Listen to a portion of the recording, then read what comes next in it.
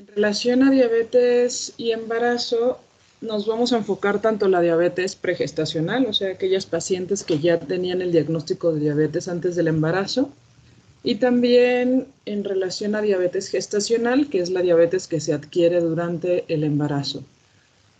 El embarazo en sí es un estado diabetogénico en potencia y vamos a ver los cambios que existen en una mujer embarazada.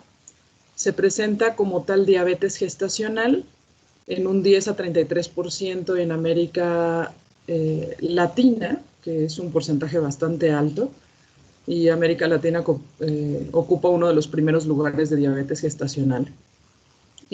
Suele remitir la diabetes gestacional después del parto hasta en el 90% de los casos, pero una mujer que presentó diabetes gestacional, recuerden que tiene más de 7 veces de riesgo de tener diabetes tipo 2 a lo largo de su vida. La diabetes gestacional y también la diabetes pregestacional se asocian a mayor morbimortalidad, tanto para la madre y el feto,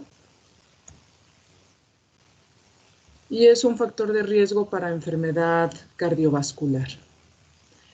Vamos a tener estas dos definiciones, uno que es diabetes mellitus pregestacional y la otra definición que es diabetes mellitus pero gestacional. La pregestacional, como les comentaba, la paciente ya tiene el antecedente o el diagnóstico previo de diabetes, o ya sea tipo 1 o tipo 2 o alguna de las otras causas de diabetes secundaria, o el diagnóstico de diabetes tipo 1 o tipo 2 se hace antes de la semana 24 de gestación.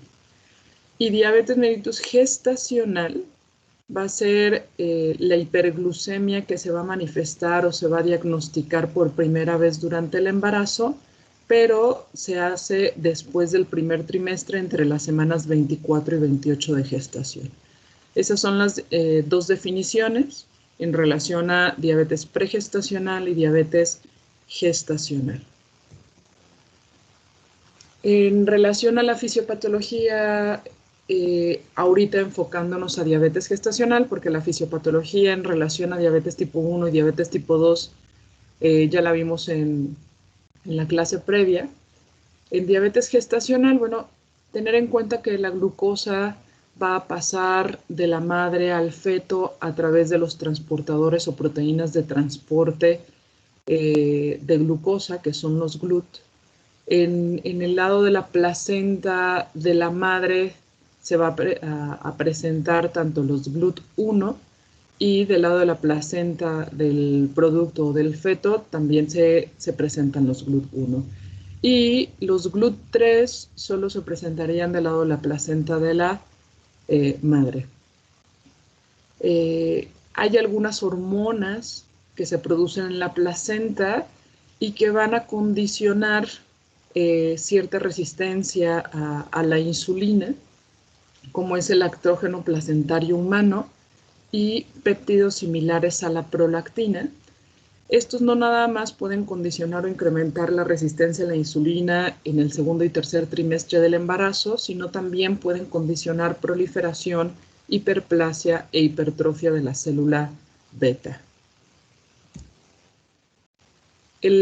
Durante la diabetes gestacional, en aquellas pacientes que presentarán diabetes gestacional, se pueden encontrar, dependiendo de la etapa del embarazo, ciertas alteraciones que predisponen a esto. Tener en cuenta que no toda mujer embarazada va a tener diabetes gestacional y que de la misma manera como en diabetes tipo 2, hay factores que predisponen a esa mujer que tenga mayor riesgo de diabetes gestacional, que son factores de riesgo muy similares que lo vamos a ver más adelante. Entonces, no toda mujer embarazada va a tener diabetes gestacional. Es tener esos riesgos o hasta esa predisposición genética y se les va agregando, lógicamente, ese estado diabetogénico del embarazo, que si la paciente tiene esos factores de riesgo y tiene esa predisposición, lógicamente va a desarrollar o va a manifestar la diabetes gestacional. En la primera mitad del embarazo, la producción de hormonas como son los estrógenos, la progesterona, prolactina y cortisol incrementan como tal la actividad lipogénica de la insulina y va a haber mayor acúmulo de grasa en la madre, que ese acúmulo de grasa va a predisponer también posteriormente a mayor resistencia a la insulina. Pero en la primera mitad del embarazo o en el primer trimestre del embarazo hay un factor que es la disminución de los niveles de la hormona de crecimiento, y al tener esta disminución de la hormona de crecimiento, que recordar que la hormona de crecimiento es una hormona contrarreguladora que realmente tiene los efectos contrarios en relación a la insulina, y esta disminución de la hormona de crecimiento en el primer trimestre de embarazo aumenta la sensibilidad a la insulina. ¿Esto qué relevancia tiene? Tiene relevancia más en la diabetes pregestacional. Se ha observado que en mujeres que tienen diabetes tipo 1 y que ellas ya antes del embarazo, lógicamente su tratamiento es a base de insulina, en su primer trimestre de embarazo, las pacientes con diabetes tipo 1 requieren menos cantidad de insulina y se ha determinado por este factor. En la segunda mitad del embarazo, que generalmente aquí abarca el segundo y tercer trimestre del embarazo, las hormonas como el lactógeno placentario, varias citocinas como el factor de necrosis tumoral alfa, interleucina 2 y otras citocinas, van a incrementar la resistencia a la insulina porque lógicamente va a haber mayor producción, y ese incremento en la resistencia a la insulina pues va a disminuir la sensibilidad de insulina hasta en un 50-70%. Además, a nivel hepático, la producción de glucosa está incrementada, pasando en el primer trimestre un 16% hasta un 30%, y esto es sobre todo para tratar de satisfacer las demandas del feto. En una mujer que la producción de insulina, que su célula beta se encuentra en condiciones adecuadas, va a compensar esta resistencia a la insulina y este incremento en la producción hepática de glucosa al tener un incremento en la secreción de insulina hasta 3 veces más. Pero en aquella paciente que tiene factores de riesgo que predisponen a diabetes gestacional, no va a tener o no va a lograr esta homeostasis y por lo tanto no va a haber ese incremento compensatorio de insulina, y es cuando se va a manifestar la diabetes gestacional. En una mujer después del parto, tras la expulsión de la placenta, lógicamente ya no vamos a tener esta producción de hormonas como lactógeno placentario, como diversas citocinas, y por lo tanto, después del parto y tras la expulsión de la placenta, va a haber una disminución en los requerimientos de insulina hasta en un 30 y 60% de los casos. Y generalmente hasta el 90% de los casos, aquella paciente que cumplió criterios para diabetes gestacional va a remitir esa diabetes gestacional. Sin embargo, recordar que aquella paciente que tuvo el diagnóstico de diabetes gestacional, ella tiene hasta 7 veces más riesgo de presentar o desarrollar en los primeros 10 años diabetes tipo 2. Algunas pacientes no va a remitir los criterios en relación a diabetes y 15% persistirá, pero ya no será llamada diabetes gestacional, sino diabetes mellitus tipo 2. Entonces, el mismo estado de embarazo genera mayor resistencia a la insulina. Si aquella paciente tiene factores de riesgo que ya predisponen en sí a diabetes gestacional, va a haber una alteración en relación a la secreción de insulina que no va a compensar aquella resistencia a la insulina, y además con el incremento de la gluconeogénesis hepática va a presentarse como tal diabetes gestacional.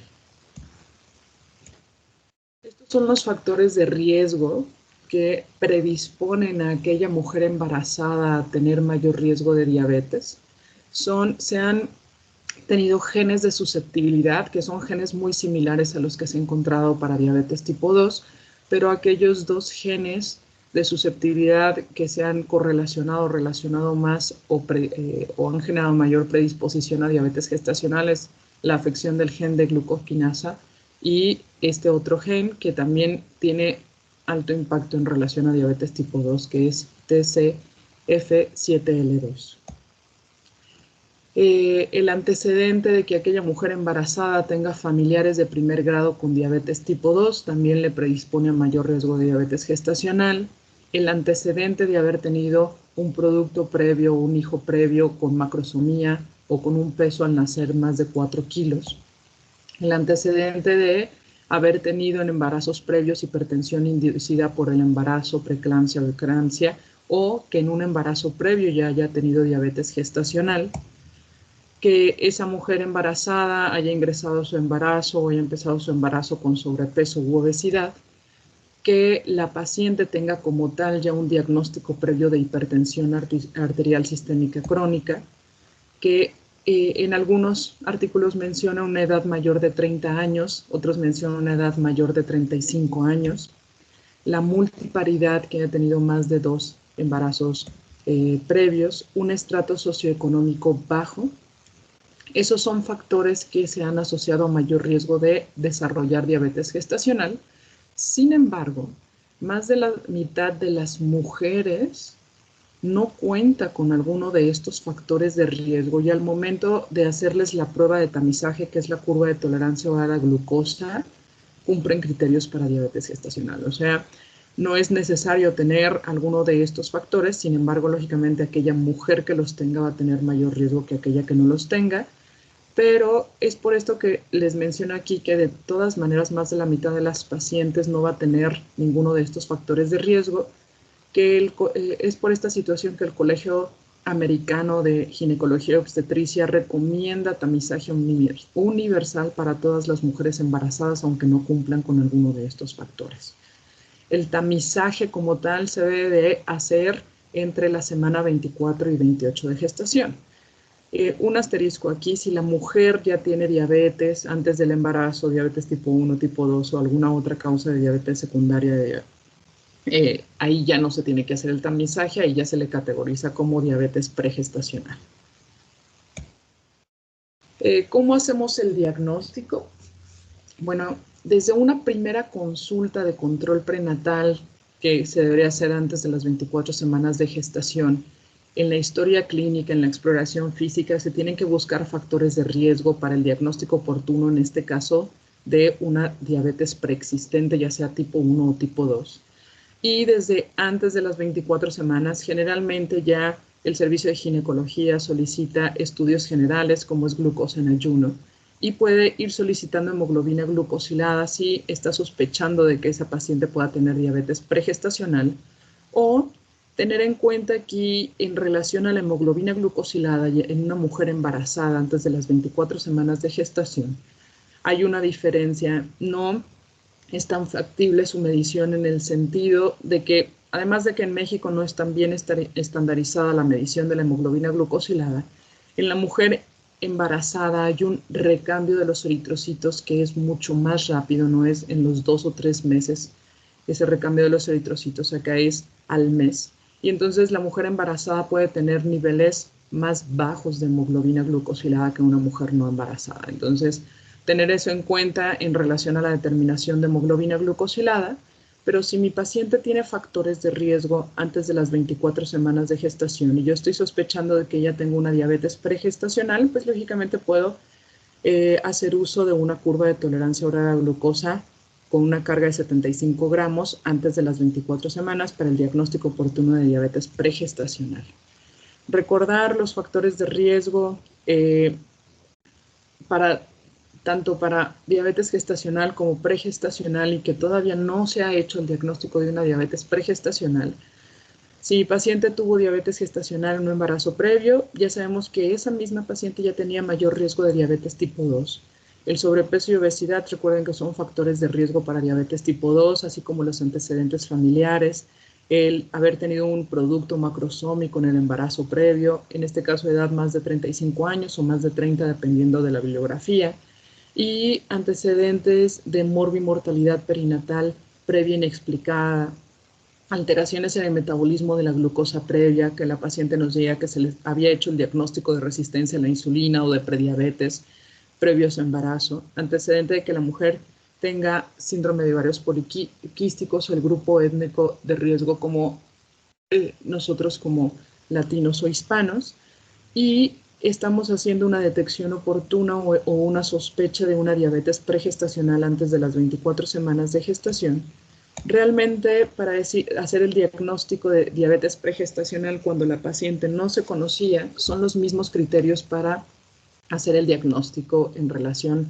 ya sea diabetes tipo 1 o diabetes tipo 2, pero vamos a definirla como diabetes pregestacional porque estamos haciendo el diagnóstico antes de las 24 semanas de gestación. Y recordar que el diagnóstico se hace con una glucosa sérica en ayuno mayor o igual a 126, una hemoglobina glucosilada mayor o igual a 6.5, una curva de tolerancia oral a la glucosa a las 2 horas de una carga de 75 gramos. Si mi glucosa a las 2 horas es mayor o igual de 200 miligramos por decilitro, mi glucosa sérica aleatoria o mayor o igual a 200 más síntomas como poliuria, polidipsia, polifagia, pérdida de peso, o si mi paciente presenta criterios de cetoacidosis diabética y estado hiperosmolar hiperglucémico. Entonces, el mejor estudio tanto para el diagnóstico de diabetes pregestacional como para diabetes gestacional es la curva de tolerancia oral a la glucosa. Bien, entonces esta sería la forma de hacer el diagnóstico de diabetes pregestacional. Haríamos estos estudios si la paciente no se conoce con diabetes pregestacional, pero si la paciente en la primera consulta o valoración ya nos está diciendo que tiene el diagnóstico de diabetes tipo 1 o diabetes tipo 2, no sería necesario hacer una curva de tolerancia a la glucosa para su diagnóstico. En cambio, si la paciente antes de las 24 semanas de gestación, su metabolismo de la glucosa, sus niveles de glucosa, no tenía factores de riesgo, se encontraban bien, a toda aquella mujer sin el diagnóstico de diabetes pregestacional se debe hacer una prueba de tamizaje para detección oportuna de diabetes gestacional entre las 24 y 28 semanas de gestación. Y aquí lo que utilizamos es la curva de tolerancia oral a la glucosa, pero hay dos formas o dos métodos para hacer el diagnóstico de diabetes gestacional, que es el método de un paso y el método de 2 pasos, que lo vamos a ver más adelante. La diabetes mellitus gestacional, vamos a tener ligeras alteraciones en el metabolismo de la glucosa durante el embarazo, se van a relacionar principalmente a un incremento en el riesgo de alteraciones perinatales, y se van a dar cuenta que para el diagnóstico de diabetes gestacional utilizamos criterios mucho más estrictos al comparar en el diagnóstico de diabetes pregestacional. Los métodos que les comentaba para el diagnóstico de diabetes gestacional, empezamos con el método de un paso. Se pueden utilizar cualquiera de los dos métodos.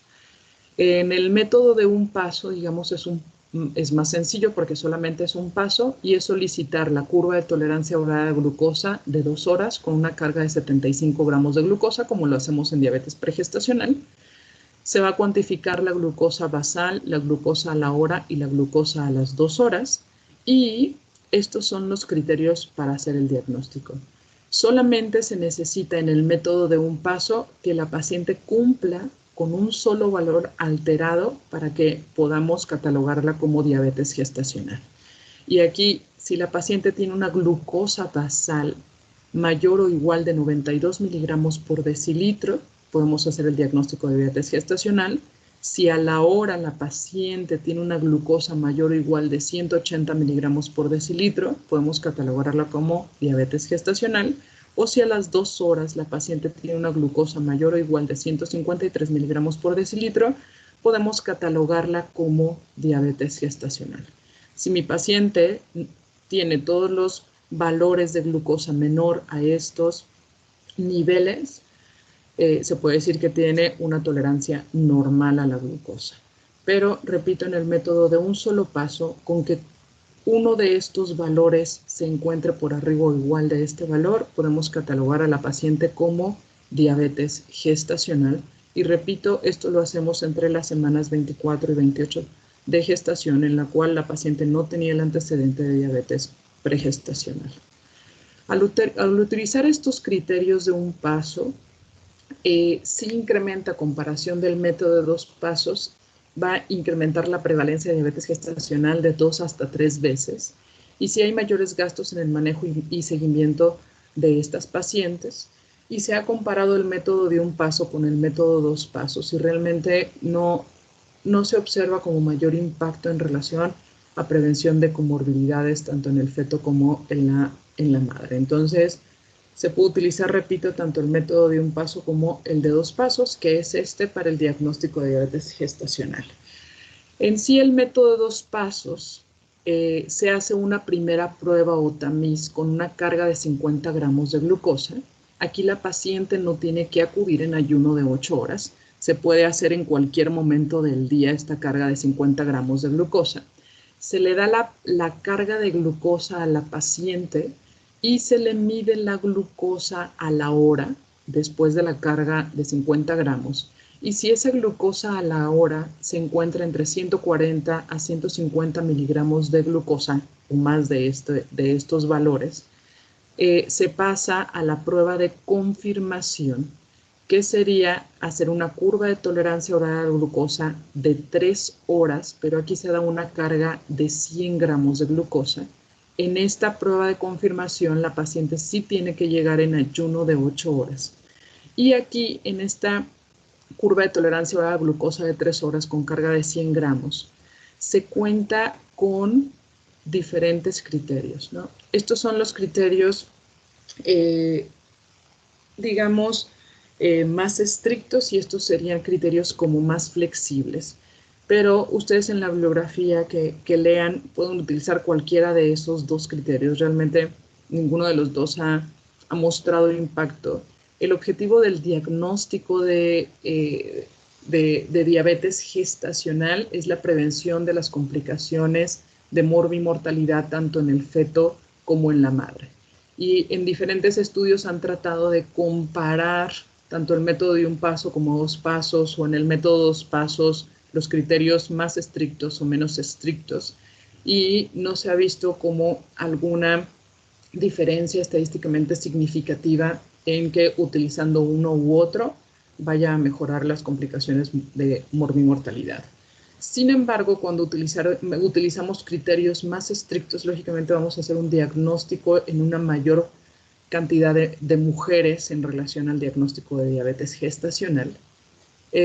Y lógicamente vamos a estar iniciando quizás un tratamiento mucho más oportuno que si somos un poco menos estrictos. Entonces, en la prueba de confirmación, en este caso se pueden utilizar estos dos criterios más estrictos, menos estrictos, y aquí sí se tienen que tener dos valores alterados de estos 4 para que podamos hacer el diagnóstico de diabetes gestacional. Bien. Podemos tener complicaciones en relación a diabetes gestacional y estas complicaciones se van a presentar principalmente si no logramos que aquella paciente que ya le hicimos el diagnóstico de diabetes gestacional no logremos un control adecuado. El objetivo de hacer un diagnóstico de diabetes gestacional es iniciar un tratamiento y alcanzar metas que las vamos a ver más adelante. Y al tratar de alcanzar metas es para prevenir estas complicaciones tanto en el producto como en la madre.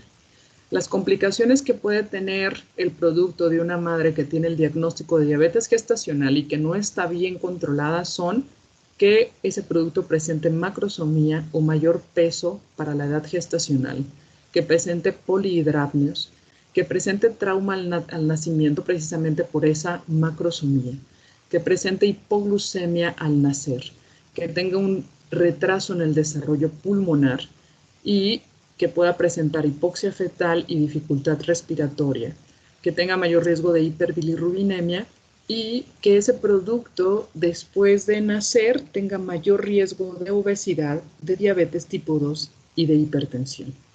Las complicaciones que puede presentar la madre con diagnóstico de diabetes gestacional y que no esté bien controlada es distocia de hombros precisamente por la macrosomía y por esta situación tenga que ser necesario la cesárea, que tenga mayor riesgo de hipertensión asociada a embarazo como preeclampsia o eclampsia, mayor riesgo de abortos espontáneos y que lógicamente esa mujer tenga mayor riesgo de diabetes tipo 2 posterior al parto. En relación a complicaciones y diabetes pregestacional, sería en aquellas pacientes ya con diagnóstico establecido de diabetes tipo 1 o tipo 2, las catalogaríamos como diabetes pregestacional.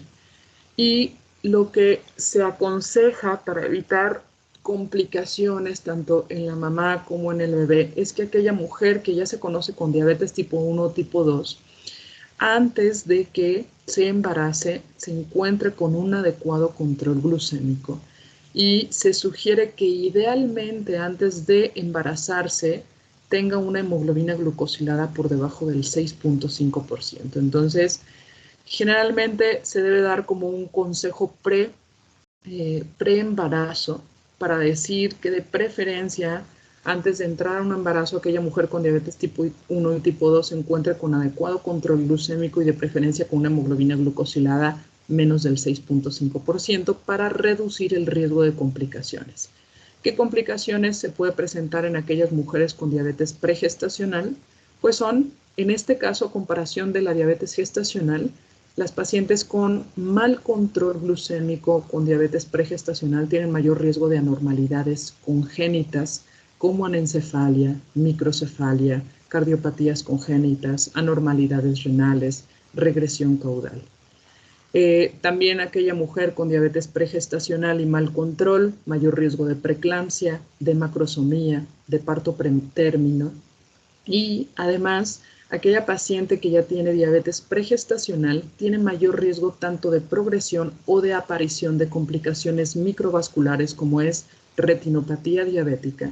Y entonces, antes del embarazo, se aconseja que esa paciente sea valorada por oftalmología antes del embarazo y una vez que está embarazada, por lo menos una vez en cada trimestre sea valorada por oftalmología para una detección oportuna y tratamiento de retinopatía diabética. Y además, después del parto se aconseja una valoración nuevamente por oftalmología en el posparto en el primer año. ¿Qué metas tratamos de alcanzar o que la mujer embarazada? Estas metas ya son generales, tanto en diabetes pregestacional como en diabetes gestacional. Tratamos de que la mujer con diabetes y embarazo trate de alcanzar estas metas, que estas son metas mucho más estrictas. Todavía no vemos las metas de control glucémico en diabetes tipo 1 y tipo 2 no estando embarazados, pero son metas un poco más flexibles al comparar en pacientes con embarazo. Entonces, ¿qué se le sugiere a la mujer embarazada y con diabetes, ya sea pregestacional o gestacional? Que esta paciente tiene que tener sí o sí un glucómetro en casa, porque se tiene que hacer glucometrías capilares en ayuno y a la hora o 2 horas después de las comidas principales. Entonces tiene que tener un monitoreo del control de sus glucosas mucho más estricto que como si no estuviera embarazada. Y entonces, ¿para qué hacemos que la mujer se esté checando en estos tiempos la glucosa?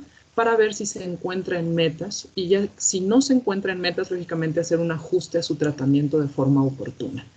¿Cuáles son estas metas de control glucémico en la mujer con diabetes gestacional y diabetes pregestacional? Es que nosotros tratemos de que alcance esa mujer una glucosa en ayuno entre 70 a 95 miligramos por decilitro. Perdón. Una glucosa en ayuno entre 70 a 95 miligramos por decilitro. Una glucosa a la hora después de alguna comida principal entre 110 a 140 miligramos por decilitro o una glucosa a las 2 horas después de alguna comida principal entre 100 a 120 miligramos por decilitro. Y tenemos otro objetivo también de control glucémico, es que esa mujer alcance una hemoglobina glucosilada menor del 6% si no le genera esto alto riesgo de hipoglucemia.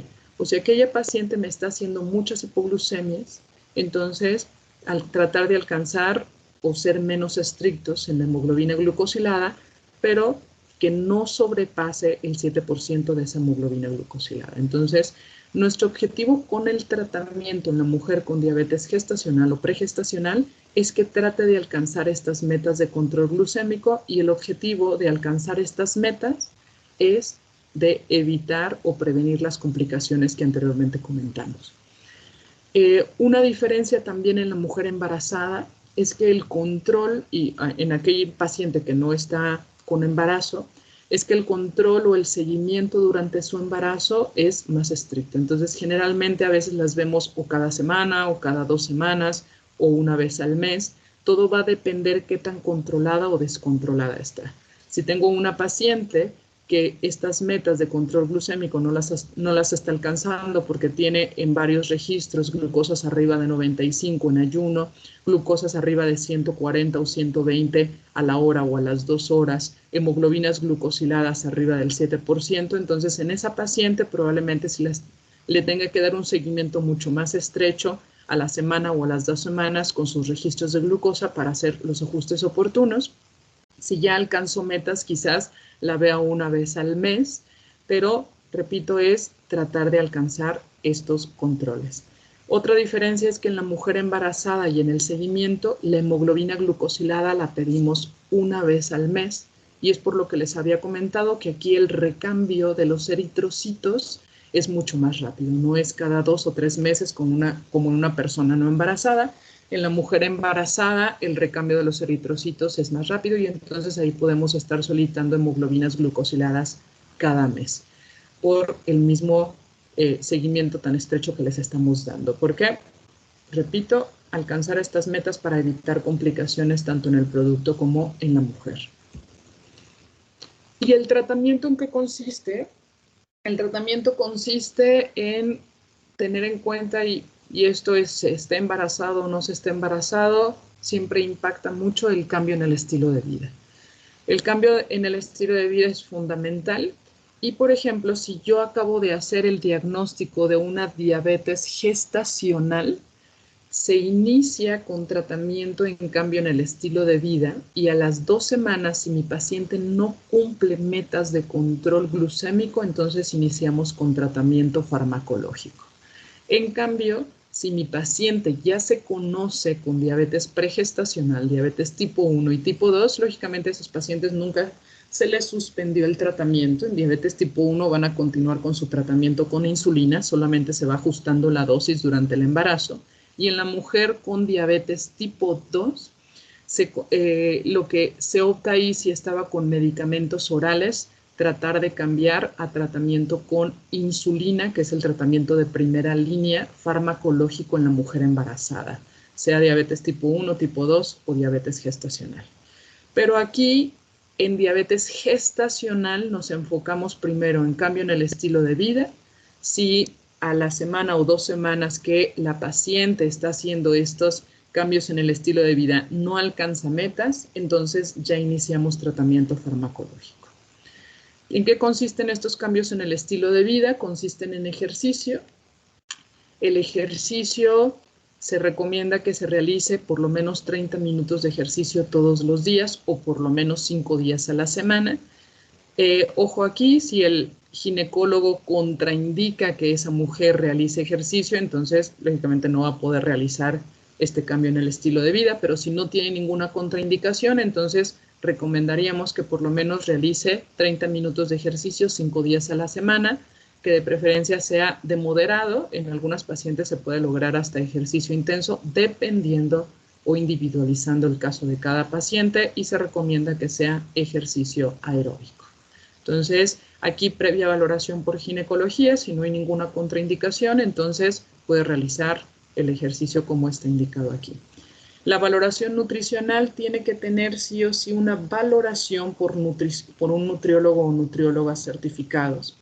De forma muy general, lo que se recomienda es que esta paciente con diabetes gestacional realice 3 comidas principales y 3 colaciones, que dependerá del peso, pero generalmente si el peso está dentro de un rango normal o tiene un índice de masa corporal normal, se sugiere la ingesta de calorías de 30 a 35 kilocalorías por kilo, y estas calorías se van ajustando si mi paciente tiene sobrepeso o tiene obesidad. Se va, como les mencionaba, se hace un ajuste de calorías de acuerdo al índice de masa corporal antes del embarazo, pero también de forma muy general esos planes de alimentación los ajustan y se prefiere siempre carbohidratos complejos en un 40-50%, altos en fibra, proteínas un 20% de esas calorías y grasas de un 30-40%, y que de estas grasas sea menos del 10% grasas saturadas. Y siempre tener en cuenta esto, de preferencia carbohidratos complejos en lugar de carbohidratos simples. Si mi paciente con diabetes gestacional inició con estos cambios en el estilo de vida, la cito a la semana o a las 2 semanas con sus registros de glucosa en ayuno a la hora o 2 horas después de las comidas principales y no está alcanzando las metas que ya comentamos previamente, entonces va a ser necesario iniciar tratamiento farmacológico. El tratamiento farmacológico, repito, lo vamos a iniciar si mi paciente no alcanza metas de control glucémico, solo con las intervenciones en el estilo de vida, entonces tengo que iniciar tratamiento farmacológico y el tratamiento farmacológico de primera línea es la insulina. La insulina no cruza la placenta y va a mejorar los resultados perinatales y las insulinas que se suelen utilizar, vamos a utilizar insulinas basales e insulinas prandiales.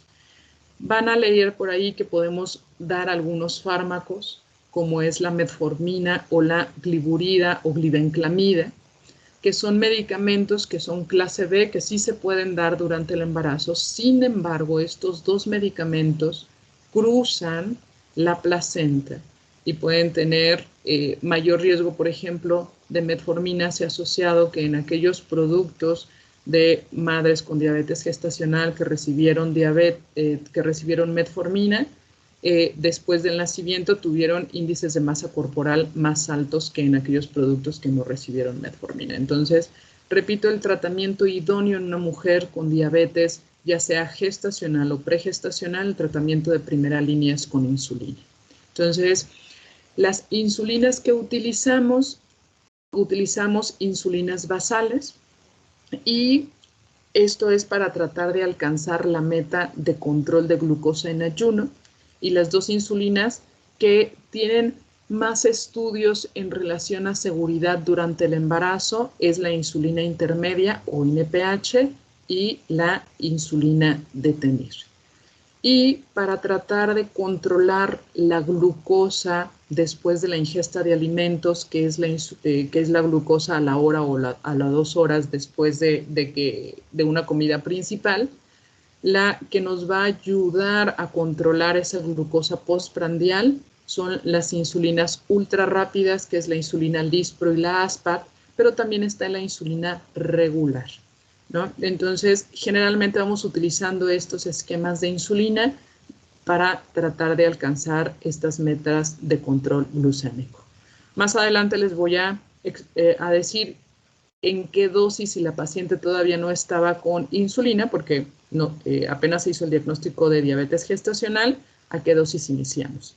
Pero en aquellas pacientes con diabetes pregestacional, en diabetes tipo 1, recordar que en el primer trimestre de embarazo hay mayor sensibilidad a la insulina y generalmente estas pacientes que ya se encontraban con insulina van a requerir menor dosis en el primer trimestre y entonces tenemos que hacer ajuste de dosis. Y en el segundo y tercer trimestre hay mayor resistencia a la insulina y entonces generalmente van requiriendo mayor dosis de las insulinas con las que ellas ya se encontraban. En estas pacientes con diabetes tipo 1 continuamos con su esquema basal, que generalmente se utiliza en insulinas intermedia o también se le conoce como NPH o de Temir, que es una insulina de larga duración. Y para el control de la glucosa postprandial se utiliza insulina Lispro, Aspart o también la insulina regular. En la mujer con diabetes pregestacional que tenía diabetes tipo 2, en ellas generalmente estas pacientes tienen sobrepeso u obesidad y entonces la ganancia de peso en ellos se aconseja que si inició su embarazo con sobrepeso no tenga una ganancia de más de 11 kilogramos durante todo su embarazo. Si inició con obesidad no tenga una ganancia de peso más de 9 kilogramos, ¿no? Y si estas pacientes estaban con medicamentos orales para el control de diabetes tipo 2, que no sea metformina, deben de suspenderlo. En algunas pacientes, si se logran controlar con metformina y que ellas no quieran iniciar insulina, a pesar de que se les comenta que es el tratamiento de primera línea, pues pudiéramos continuar con metformina. Sin embargo, si se decidió continuar con la metformina, pero la paciente no está logrando metas de control glucémico, entonces sí o sí tenemos que convencer a esa paciente de que pase a una insulina basal, y si no alcanza metas de control glucémico en las glucosas postprandiales, tenemos que agregar una insulina prandial. Este recuadro lo van a encontrar en el libro de endocrinología clínica de Dorantes y Martínez, y son el tratamiento integral que se le debe dar a una paciente que está embarazada y que tiene diabetes, ya sea diabetes gestacional o pregestacional. Tener en cuenta que es importantísima la terapia médica nutricional y la actividad física, que en aquellas pacientes con diabetes gestacional se inicia con este tipo de terapia. Sin embargo, si no alcanzan las metas de control glucémico, entonces tenemos que llevarlas a tratamiento farmacológico. El tratamiento farmacológico, todas las mujeres con diabetes, tener en cuenta este otro punto. Aquellas pacientes que tienen diabetes pregestacional generalmente ya tienen algunas otra comorbilidad como dislipidemias o como hipertensión arterial crónica, y tener en cuenta que si estas pacientes están tomando medicamentos para el manejo de hipertensión como son los ARA2 o los IECA, se deben de suspender esos medicamentos y cambiar por otros fármacos que se puedan administrar o dar durante el embarazo, ¿no? Como hidralazina, como nifedipino, como prazosina. Entonces, mujer con hipertensión antes del embarazo y que esté con ARA2 o IECA, se deben de suspender esos dos medicamentos e iniciar con otros fármacos antihipertensivos que estén autorizados durante el embarazo. Pacientes con antecedentes de dislipidemia y que estaban en tratamiento con estatina y fibrato, de preferencia estos dos fármacos se deben de suspender 3 meses antes de un embarazo. Si la paciente no se había dado cuenta que está embarazada y ya se hizo el diagnóstico, inmediatamente suspender estatinas y fibratos porque se ha asociado a mayor riesgo de efectos adversos en el producto. Y realmente de los medicamentos antidiabéticos orales, los únicos que tienen estudios y que se pudieran, en dado caso, continuar durante el embarazo es la metformina y la glibenclamida. Entonces, el resto de los medicamentos para el control de diabetes se tendrían que suspender. Estos son los medicamentos que cumplen categoría B y que por lo tanto se pudieran dar durante el embarazo, que son las insulinas, la glibenclamida, que viene siendo la gliburida, y la metformina. Entonces, pero recordar que el tratamiento de primera línea en el embarazo es la insulina. Asegurar que no se tenga más ganancia de peso que la recomendada. Y aquí en este recuadro se les pone el índice de masa corporal pregestacional y cuánto debería tener como ganancia durante todo su embarazo. Si tiene peso bajo, esa mujer puede tener una ganancia hasta 18 kilos. Si está dentro de un índice de masa corporal normal que va de 18.5 a 24.9, puede tener ganancia de peso hasta 16. Si está en sobrepeso, que va de 25 a 29.9, se recomienda que no sobrepase los 11 kilogramos.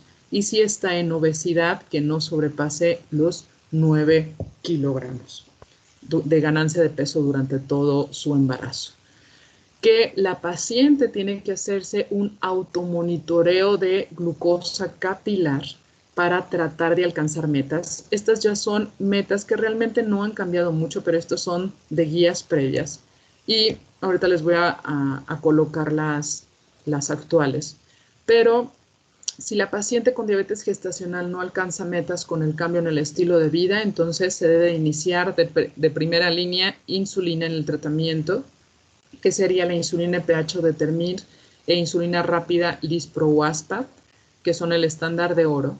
Y en aquella paciente con diabetes gestacional, en el primer trimestre generalmente esto de primer trimestre sería principalmente esta dosis para una paciente que ya se conocía con diabetes tipo 2 y que se quitaron los medicamentos orales, no está respondiendo bien a cambios en el estilo de vida, está fuera de metas, y entonces en el primer trimestre en aquella paciente con diabetes tipo 2 iniciamos con insulina basal a una dosis calculada entre 0.7 a 0.8 unidades por kilo por día. Ya en la mujer, recuerden que diabetes gestacional se haría en el segundo trimestre de embarazo, y entonces ahí vamos a iniciar una dosis de insulina basal calculada a 0.8 o a 1 unidades por kilo por día, y en el tercer trimestre generalmente ahí van requiriendo esta cantidad de insulina que va de 0.9 a 1.2 unidades por kilo por día.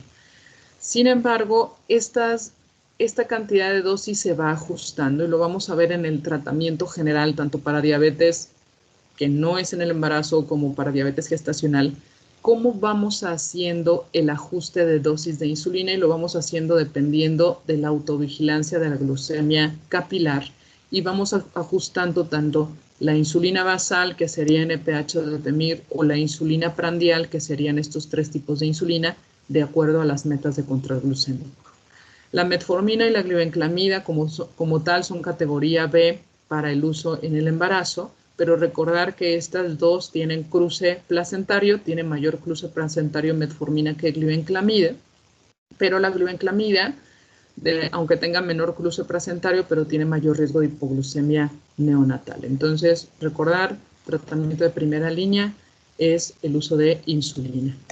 Y las metas, nuevamente se las coloco aquí, metas de control glucémico, tratar de llevar a una hemoglobina glucosilada menos del 6%, pero que la paciente no tenga alto riesgo o muchos episodios de hipoglucemia, o una hemoglobina glucosilada menos del 7% si mi paciente está haciendo muchas hipoglucemias.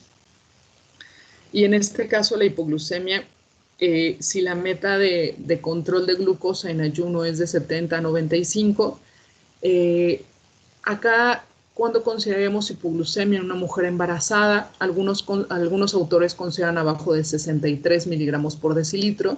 Sin embargo, hay otros autores que son un poco más estrictos y van a considerar hipoglucemia cuando esté por debajo de 54 miligramos por decilitro. Entonces, eso sería cuando consideramos que la paciente tiene hipoglucemia. Y recuerden las metas de control glucémico: glucosa en ayuno entre 70 y 95 miligramos por decilitro, a la hora postprandial entre 110 a 140 y a las 2 horas postprandial entre 100 a 120. Ese es el objetivo de llevar a mi paciente con el tratamiento que estoy implementando. Recordar que no nada más nos vamos a enfocar en el control glucémico, sino que vamos a estar monitorizando que esa es otra de las metas de la hemoglobina glucosilada, estar vigilando el bienestar fetal, ¿no?, en relación a la detección oportuna de malformaciones congénitas, principalmente en aquellas mujeres con diabetes pregestacional, y la evaluación del patrón de crecimiento fetal y del volumen de líquido amniótico, esto por el riesgo de macrosomías, de mayor peso, dependiendo de la edad gestacional, y mayor riesgo de polidramias.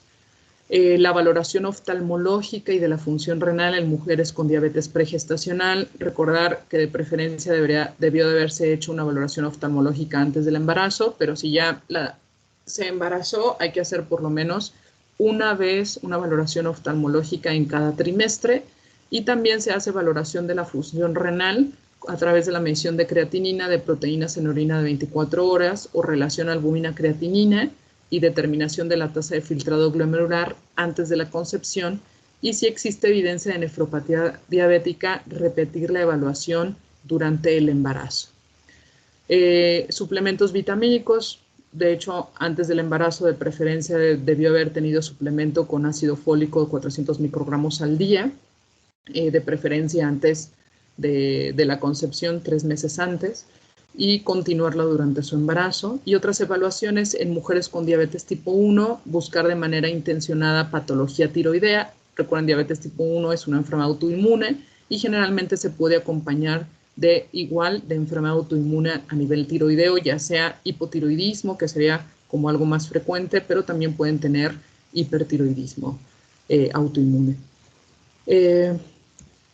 Y como tal, después de la expulsión de la placenta, recuerden que ya no vamos a tener estas hormonas producidas por la placenta, entonces, después de la expulsión de la placenta, en las pacientes que tienen diabetes tipo 1 y tipo 2, sus requerimientos de insulina disminuyen hasta en un 30 a 50%.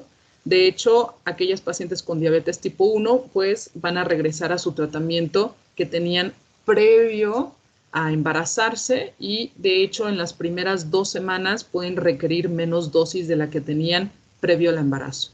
En la paciente después de la expulsión de la placenta y que tenían diabetes tipo 2, pues generalmente, y si no estaban ellas con el uso de insulina, generalmente se puede suspender la insulina y continuar. Si, por ejemplo, solo estaban con tratamiento con metformina, se puede reiniciar su tratamiento con metformina. En la diabetes gestacional, después de la expulsión de la placenta, realmente ahí se suspende todo el tratamiento farmacológico porque recuerden que hasta el 90% va a remitir la diabetes gestacional. Se suspende todo el tratamiento, se da vigilancia en el posparto para ver si no es de ese 10 a 15% que persisten con criterios de diabetes. Pero toda aquella mujer con diabetes gestacional, aunque hayan remitido todos los criterios en relación a diabetes, se deben reclasificar a todas las pacientes y se les hace, si ya se les suspendió el tratamiento farmacológico en diabetes gestacional, se les hace otro tamizaje después de las 4 a 12 semanas de la resolución obstétrica y se les solicita una curva de tolerancia a la glucosa de 2 horas con carga de 75 gramos y se utilizan los criterios generales para el diagnóstico de diabetes. Si cumple criterios, ya sea de glucosa alterada en ayuno, de intolerancia a los hidratos de carbohidrato o de diabetes tipo 2, pues se les da tratamiento, ¿no? Pero si es negativa esta curva de tolerancia, o sea, todos los valores salen normales, se sugiere que se continúe por lo menos con una revisión de forma anual o por lo menos a los 3 años, ¿no? Realmente este seguimiento de las diabetes que presentaron de las mujeres que presentaron diabetes gestacional debería ser para toda la vida porque recuerden que ellas tienen un alto riesgo de tener más adelante diabetes tipo 2. Bien. Esto sería en sí el tema de diabetes y embarazo. En las pláticas o en las clases más adelante vamos a enfocarnos al tratamiento, tanto el tratamiento con medicamentos orales enfocado en diabetes tipo 2, pero también el tratamiento con insulina enfocándonos tanto en diabetes tipo 1, tipo 2 y en diabetes gestacional. No sé si ahorita tengan alguna duda en relación al tema. Maestra, yo tenía una duda, pero de ver si nos podría o si nos permitiría ver la revisión del examen para ver nuestros errores. Eso lo vamos a ver el miércoles, que estén los 2 grupos. Gracias. De nada. ¿Alguna otra duda o pregunta sobre el tema que acabamos de ver? Yo sí tengo una duda. En cuanto al tratamiento en el cambio de estilo de vida, ¿a partir de cuándo se puede considerar que no funcionó y ya se tiene que iniciar con tratamiento farmacológico? Tú las citas a la semana o a las 2 semanas con los registros de glucosa y si no está alcanzando las metas de control glucémico, entonces ya decides iniciar tratamiento farmacológico.